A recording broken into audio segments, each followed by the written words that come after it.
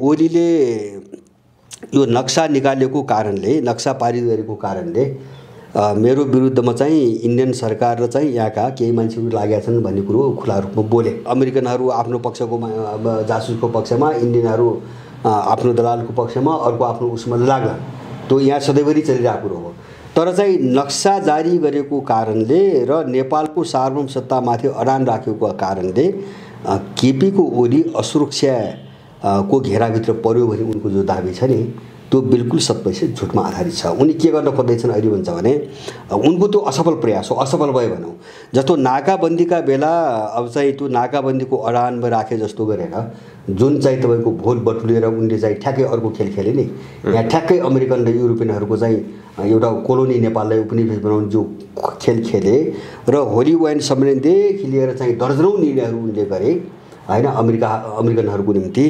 अब त्यही मोरालिटीमा यिनी जान खोजेका हुन्, तर उनी सकिरहेका छन्, असफल भएको छ। म तपाईँलाई एउटा बडो चाखलाग्दो एउटा घटना भन्छु। गएको साल जब चाहिँ नेपालको लिम्पियाधुरासहित को त्यो काश्मीरको घटनापछि सबै इन्डियामा पाएर जो नक्सा निकालेर विरोध भयो नि सुरुमा, त्यो बेला बालोटारमा चाहिँ लिम्पियाधुरा कालापानी हाम्रो हो भनेर सबै दलहरूको सर्वसम्मति चाहिँ राय पनि आयो हैन। अहिले त बाटो उद्घाटन गरेपछि दोस्रो पटक भड्किएको हो। ऊ बेला त्यो सर्वसम्मतिले यसको विरुद्धमा, त्यो नक्साको विरुद्धमा यहाँका दलहरू चाहिँ उठिसकेपछि इन्डियाबाट प्रधानमन्त्री स्तरमा चाहिँ वार्ता गर्ने प्रस्ताव आएको थियो। यो धेरै मान्छेहरूलाई थाहा छैन, किन नेपाललाई बढी भड्काउँछन् कि अरूले भन्ने खालको त उनलाई डर त छ। तर त्यो बेला केपी ओलीले वार्ता गर्न मानेनन् हैन। उनको तर्क के थियो भन्छ भने, मैले पाएको सूचना आफ्नो पार्टीभित्र उनले के कुरा गरे भन्छ भने, मोदीसँग अहिले वार्ता गर्दाखेरि तपाईँको उसले हुन्छ भन्छ, एउटा संयन्त्र बनाऊ भन्छ, कर्मचारीलाई जिम्मा दिऊ भन्छ। अब त्यो भनेपछि नै भन्ने कुरा आएन। अनि उनको विरुद्धमा यो मुद्दा अगाडि बढाउने हाम्रो बाटै बन्द हुन्छ, हामी कर्मचारी स्तरमा चाहिँ छलफल गर्ने, अहिले प्रधान स्तरमा गर्नु हुँदैन भनेर यिनीहरूले रोके भएको हो त्यो। र अहिले नक्सा पारित गरिसकेपछि यिनीहरूले प्रधानमन्त्री स्तरमा वार्ता गर्ने कुरो लगे, इन्डियाले मानेन। अहिले उल्टो भयो हैन। अहिले उनीहरू चाहिँ कर्मचारी स्तरमा गए, किन भन्छ भने अहिले त नक्सा त पारित भइसक्यो। त्यसकारणले गर्दाखेरि इन्डियनहरूले चाहिँ त्यसलाई ठोस ढङ्गले छलफल अगाडि नबढाउने र कर्मचारी स्तरमा टाल्दै जाने रणनीति अहिले समाते। मलाई लाग्छ नक्सा जारी नहुँदासम्म अब केही गरी रोक्न सकिन्छ कि हैन यो विरोधलाई भन्ने हिसाबले उनले प्रधान स्तरमा भनेका हुँदा हुन्। अब यो चाहिँ माने दाउपेच चलिरहेको छ, मैले भन्न खोजेको हैन। र अहिले चाहिँ तपाईँको के हो भन्छ भने, मलाई चाहिँ होला इन्डियन कोही लाग्या होला, म त्यतातिर जान चाहन्न। तर केपी ओलीको माने नक्सा चाहिँ पारित गरेर म ठुलो देशभक्त हुँ, म ठुलो राष्ट्रवादी हुँ भन्ने जो देखाउन खोजिरहेका छन् नि, यो चाहिँ एकदम नक्कली र अत्यन्तै तल्लो स्तरको एउटा दलालको चाहिँ हास्यास्पद प्रहसन हो। यो हास्यास्पद प्रहसन हो। यसका पछाडि के छ, म एक दुईवटा कुरा सुनाउँछु भर्खरैको सूचना। जस्तो अघिल्लो पटक चाहिँ तपाईँको यो अध्यादेश जो ल्याए नि, पार्टी विभाजन गर्ने अध्यादेश जो ल्याए, अब त्यो अध्यादेशमा संवैधानिक नियुक्ति सम्बन्धी अध्यादेश पनि अर्को जोडिदिएको हुनाले उनी फसे, काङ्ग्रेस भड्कियो। नत्र भने त्यो बेला काङ्ग्रेससँग सहमतिमै अध्यादेश ल्याएको हो पार्टी विभाजन गर्ने। उनको कुरा के थियो भन्छ भने, 8-10 सिट चाहिँ बहुमतको निम्ति पुग्दैन थियो, त्यसको निम्ति मधेसवादी फोड्ने। अब केपी ओलीले संसदमा 40% पुर्याउनु र पार्टी फोड्ने र काङ्ग्रेस, यो तीनटा मिलेर चाहिँ बहुमत बनाउने र एमसिसी पारित गर्ने खेल अन्तर्गत त्यो अध्यादेश आएको थियो। त्यहाँ उनीहरू असफल भए र अहिले फेरि त्यो खेल ठ्याक्कै अगाडि बढिसकेको छ। र अब यथार्थ हो, अब हामीले पाएको सूचना के हो भन्छ भने, अध्यादेश यहाँ तयारी अवस्थामा बनेका छन्। अध्यादेश एउटा के बनिया छ र शेरबहादुर सङ्घको फेरि पनि सहमतिमा, अहिले पनि शेरबहादुर ओलीको सहमतिमा, र अब शेरबहादुरले जिम्मा दिएर 2जना मान्छे केपी ओलीसँग चाहिँ वार्ताको निम्ति खटाएका छन् अहिले। र अब त्यसमा 2टा अध्यादेश छ। एउटा अध्यादेश के छ भन्छ भने, त्यो बाहिर चर्चामा आएको छैन। एउटा अध्यादेश के छ भन्छ भने, दल फोड्नको निम्ति चाहिँ 2टा प्रावधान राखेका छन् रे यिनीहरूले। एउटा चाहिँ संसद र पार्टीको दुवैतिरको मत चाहिने हो भने संयुक्त रूपमा 30% गराउने, र दल अथवा चाहिँ संसदीय दलमध्ये कुनै एउटाको भए पुग्ने हो भने 40% राख्ने भनेर एउटा अध्यादेश त्यो ल्याउने तयारीमा छन्। र अर्को अध्यादेश राष्ट्रपतिलाई पावरफुल बनाउने र शक्ति राष्ट्रपतिको हातमा केन्द्रित गर्ने भन्ने एउटा अध्यादेश बनेको छ। यिनीहरूको ज्ञानभित्रको हो त्यो सिङ्गो पार्टीमा पनि आएको छैन। अब उनीहरूले चाहिँ राष्ट्रपतिलाई चाहिँ सक्रिय बनाउने, अधिकार दिएर सक्रिय बनाउने। जस्तो राष्ट्रपति कार्यकारी भयो अथवा त्यो पावर पायो भने त सक्रिय हुने भने त सेना हो। हैन राष्ट्रपतिसँग त अरु अरु अरु मेकानिजम त छैन नि जस्तो सरकार त राष्ट्रपति चलाउनु त सक्दैन त्यसैले राष्ट्रपति चलाउने चाहिँ सेना हो अब सेनालाई चाहिँ सक्रिय बनाउने राष्ट्रपतिलाई अधिकार दिएर यिनको खेल कहाँ छ त भन्छ भने एमसीसी को निम्ति कसरी बहुमत बनाउने किन एमसीसी त पारित त भएन संसदबाट हैन केपी ओलीको पार्टी नै चाहिँ उनको निम्ति समस्या भयो हैन जस्तो केन्द्रीय समितिमा चाहिँ उनको बहुमत पुग्दैन थाई समितिमा पुग्दैन सचिवालयमा पुग्दैन पदाधिकारीमा पुग्दैन भनेपछि पार्टी विभाजन नगरिकन केपी ओलीको खेल अगाडि नबढ्ने भयो त्यसैले जसरी पनि पार्टी विभाजन गर्ने अब त्यो रणनीतिमा उनीहरू गए मैले अघि नै भने शेरबहादुरको सहमतिमा यो काम फेरि भइरहेछ फेरि सहमति भइरहेछ त्यसैले यहाँ स्थिति के देखिँदैछ त भन्छ भने माने जस्तो एउटा चाहिँ जस्तो अब यो नक्साको कुरो त के मात्रै हो भन्छ भने मैले बुझेको यथार्थ पनि त्यही हो जस्तो दुईटा कोणबाट पश्चिमाहरू के इन्डियालाई चलाउने पनि चाहिँ पश्चिमाहरू हैन जस्तो चीनसँग जो चाहिँ अब लद्दाखमा भयो नि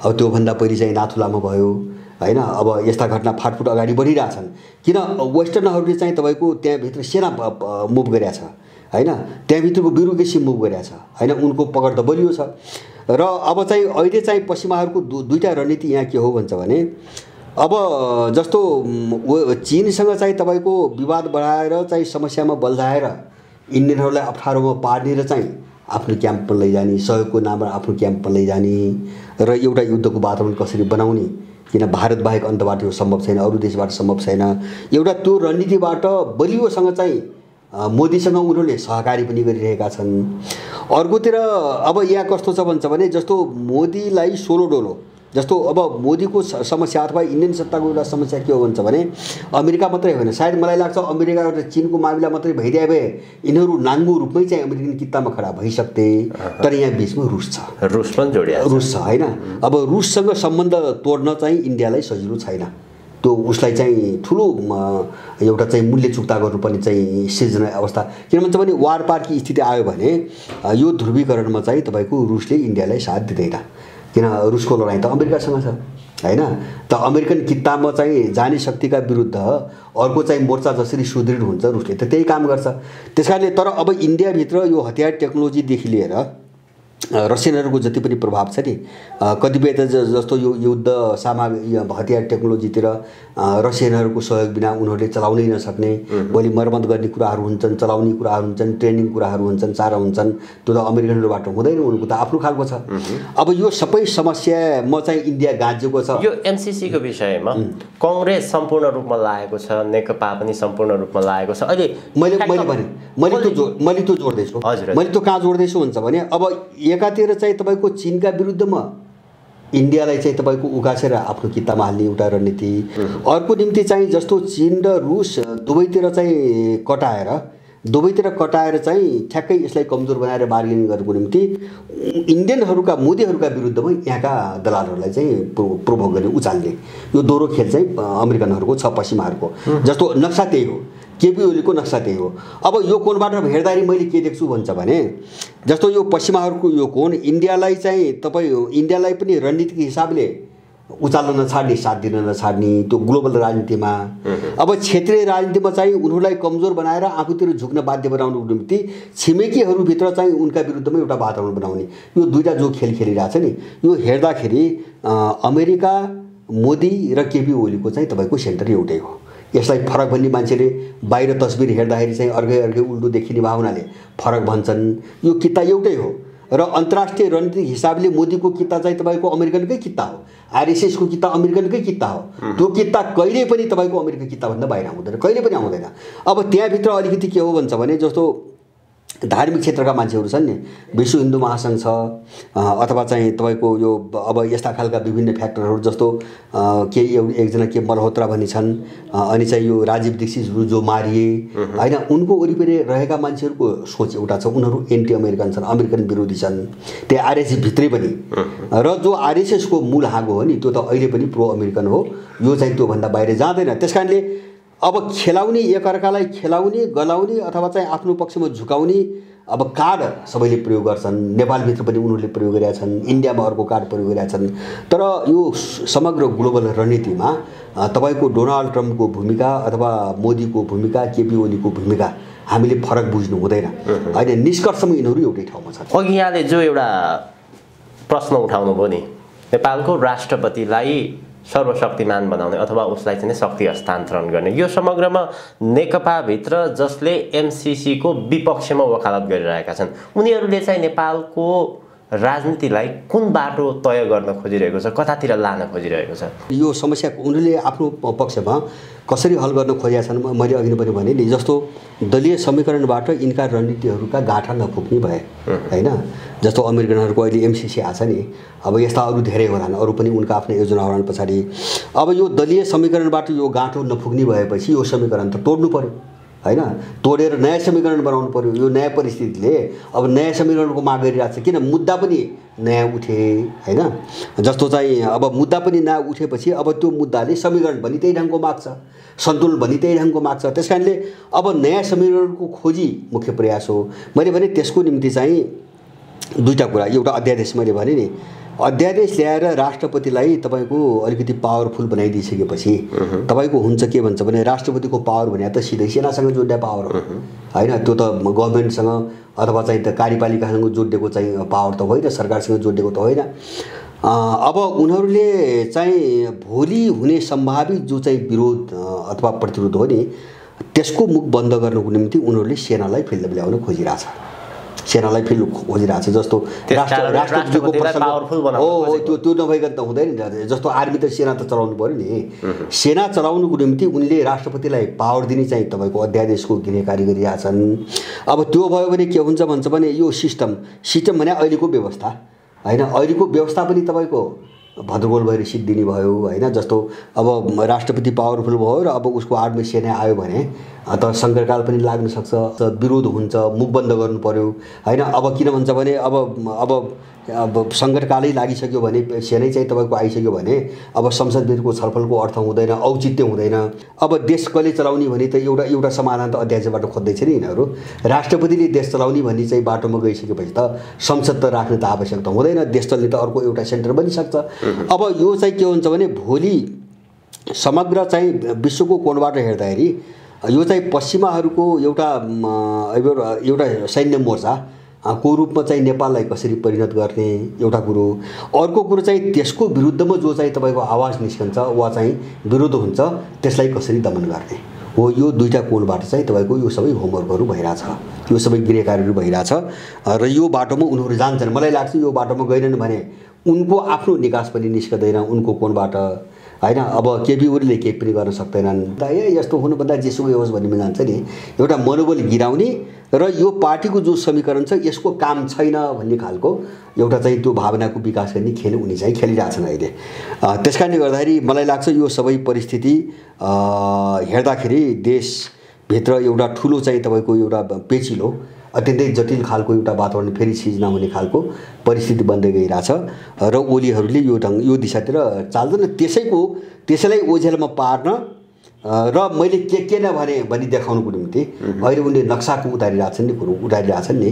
यो सब झुटमा आधारित हो। मैले पहिले पनि भनेको छु यो किन झुटमा आधारित हो भन्छ भने नक्सा एमसीसीसँगै जोडिएर आएको विषय हो। एकदम होइन, मैले त सुरुदेखि भनेको छु, अहिले पनि त्यही देखिरहेछ होइन। चाहिँ तपाईँको के अरे चाहिँ त्यो उनले चाहिँ तपाईँको यसलाई नक्सालाई बल्झाउन पारित गरे इन्डियासँग चाहिँ। मैले भने नि यो काश्मीरको सवाल जस्तो भयो त्यस्तै भएर गयो नक्सा, यिनले त्यो बनाए। जस्तो काश्मीरमा जनमत सङ्ग्रह गर्ने भनेर पश्चिमाहरूले राष्ट्रसङ्घमा निर्णय गरिदिए, तर त्यो जनमत सङ्ग्रह गर्ने त्यो राष्ट्रसङ्घको निर्णयलाई समातिकन सधैँभरि इन्डियालाई धम्काइराखे, तर जनमत सङ्ग्रह गर्न त दिएन। त्यस कारणले यो नक्साको मुद्दा समातेर इन्डियालाई सधैँभरि धम्काइराख्ने कारणमा जान नदिने खेल केपीको खेल पनि त्यही हो होइन, पश्चिमाहरूको खेल पनि त्यही हो। र त्यही उद्देश्यको निम्ति मैले पहिले पनि भनेको छु, जस्तो नक्सा पारित गरिसकेर यो प्रमाण सङ्कलन समूह बनाए नि, सारा ब्रिटिस र चाहिँ अमेरिकन एजेन्टहरू मात्रै छन् होला, एक दुईजना अपवादमा होलान्, मैले त्यसलाई बुझ्न खोजेको होइन। पेसेवर चाहिँ तपाईँको उनको मिसनमा लागेका मान्छेहरू राखेर चाहिँ तपाईँको एउटा प्रमाण सङ्कलन समिति बनाएको छन्। त्यो त बल्झाउने नियत हो उनीहरूको होइन। अब त्यहाँ चाहिँ त्यो समिति अहिले चाहिँ त्यहाँ माग के उठ्यो के मान्छेबाट हुन्छ भने प्रमाण सङ्कलन होइन, यो सुझाव दिनको निम्ति भनेर यसलाई अधिकार दिनुपर्छ भनेर। किन उनले त सुझाव जो दिने मागिरहेछन् नि, सुझाव त उनले नक्सालाई कसरी अगाडि लाने भन्ने सुझाव त उनले दिन्छन्।